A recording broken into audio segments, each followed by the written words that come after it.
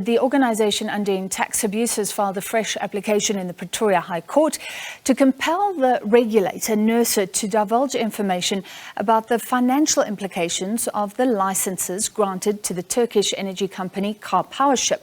The Department of Minerals and Energy chose Karpowership as one of the main bidders for emergency energy. And the idea is that it will operate ships at several ports in the country, including in Saldanha Bay, Kruger and Richards Bay. But the deal has been held up in the courts after their environmental authorisation was not granted. To discuss, we're joined by the Chief Legal Officer at OUTA, Advocate Stefanie Fick. Thank you for being with us, Advocate Fick, as always. So remind us where the case is right now, because the main hurdle for Karpowership and those who wanted Karpowership was the environmental issue. So let's start there. Where is it? Well, they had to reapply for their environmental authorization. So that is the process that is currently underway. There was public participation. And if you speak to, the civil activist organizations on the ground, there's always the sort of the intimidation if you listen to them. But that is the process that is currently underway. They think that they will have an answer by March. I think if you listen to the minister, he hopes to, by the end of March, finalize this deal.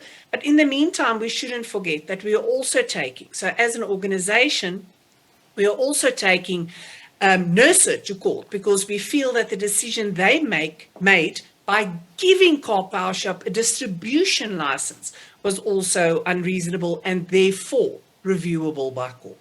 All right, and when did Nersa grant this? Straight after government said Karpowership got the tender, before the environmental issue came up, or was it later? No, that is one of the problems we have with Nersa giving this, because when Nersa gave them the distribution license, firstly, there was no clarity at that point in time. They did not have environmental authorizations.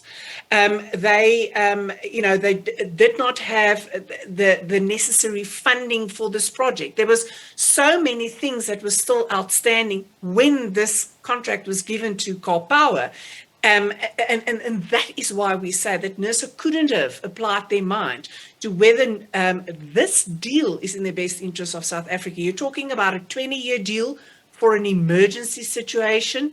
It is going to cost us enormous amount. I mean, they set around 2 rand odd for kilowatt per hour. We think that it's closer to 5 rand kilowatt an hour, and that is excluding the fact that all the prices went up with the war in the Ukraine. So although this was they guess that this project is going to cost 200 billion rand, it's probably double that now. 5 kilowatts per hour. I mean, do you know the average spend that we're spending anyway, just to put that into context? Well, I think if you look at, so this is part of why we want the information to see specifically and talk towards the facts that was put in front of Nersa. Now, if you talk about the 2 rand mark, that is 90% higher than it was 2 years before.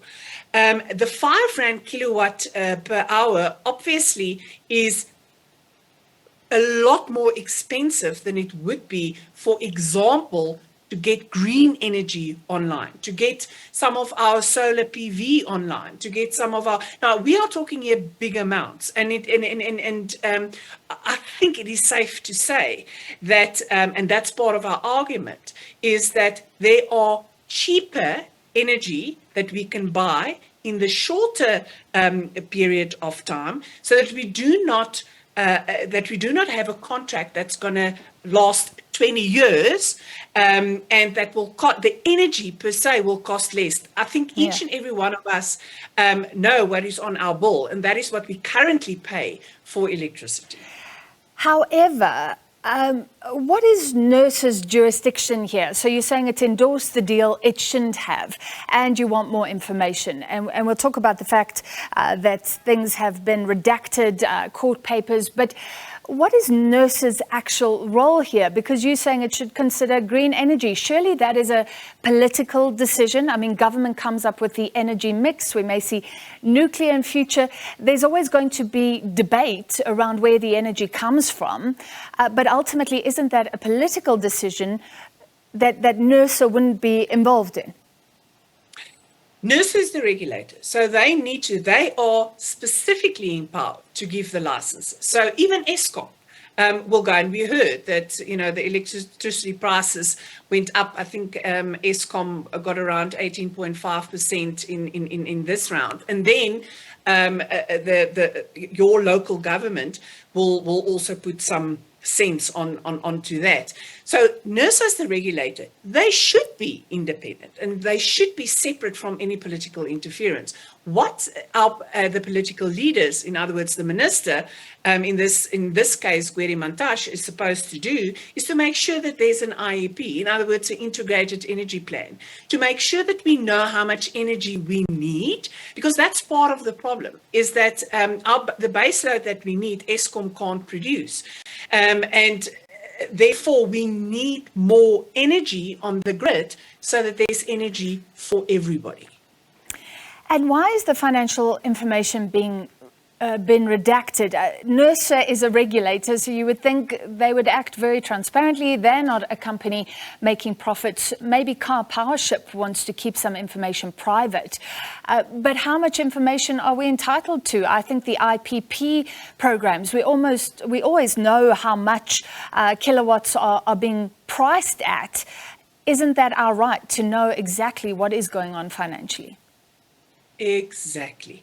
If we are talking about proprietary rights, you may get into difficult waters. If you think that you have a right to a machine working a certain way and you don't want your competitors to find certain things out, maybe you have an argument to say that certain information should not be made available. Point number one, in terms of our constitution, it says that everybody has got a right to information held by the state. Now, it's not an absolute right. If our constitutional court will always weigh up the rights, but transparency is extremely important, and I think transparency was envisaged by our constitution. Now, obviously, by the Promotion of Access to Information Act is the act that speaks to this right. But let's forget about the legal speak and all of that. You are absolutely right.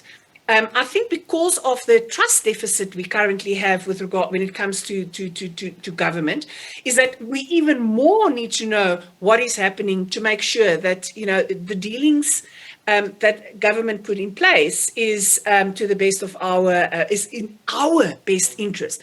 The minute you as a private company do business with government, you should know that your dealings should be more transparent.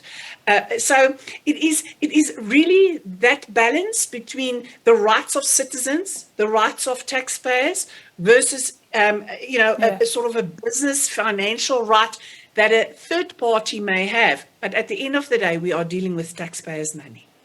All right, and this is a controversial deal. Let's see how the courts deal with that. Thank you, Advocate Stefanie Fick from OUTA, the Chief Legal Officer.